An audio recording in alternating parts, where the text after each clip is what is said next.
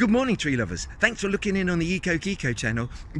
It's a frosty morning, late winter, early spring, but a perfect time to be looking at Camellia. And here it is over my left shoulder.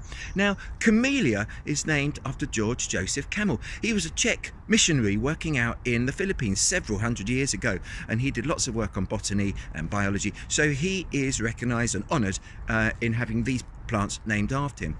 Now there's 200 or so different species of Camellia, and you can get ones that start flowering in November and go all the way through to Easter, so you can possibly get about sort of 5 or 6 months. There's a couple that you'll know. Camellia sinensis, that's the one that makes the best tea, but you can make tea from the young leaves of anyone. Just pick a few very young leaves, break them up a little bit, leave them to oxidize and to dry, and see if you can enjoy a little cuppa. Not really sure, but I'm going to try it in the next couple of weeks after the flowers have gone and when the leaves start coming out. There's also one called Camellia oleifera, which produces an oil that really rivals global production of olive oil. And then there's probably this one here, which is Camellia japonica, or a hybrid. This is a hybrid of Camellia japonica, which produces these flowers at this time of year. So they're really beautiful. You can get whites, pinks, sort of blush pinks, reds, really lovely.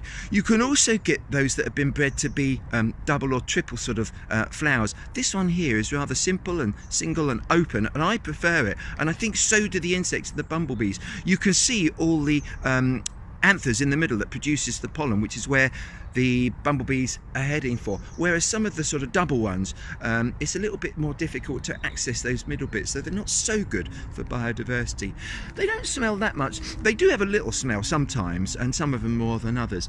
They also have these lovely leaves, leathery evergreen leaves that really are nice and glossy, and some of those are variegated, have patterns on them, just to add to the attraction. And the other thing to look out for after the flowers are the little fruit capsules, the little seed capsules, and it's a little bit like a conker, perhaps with 2 or 3 little seeds inside. Have a little look. They're really quite interesting to look at, and I put a couple of pictures up here. Well, I hope you're able to find a camellia on your walk. I'm absolutely sure you can, in a garden, in a private garden, in a public garden, in a park, or in a golf course. Go up and give it a little smell, go up and give it a little appreciation, and don't forget to subscribe to the Eco Geeko.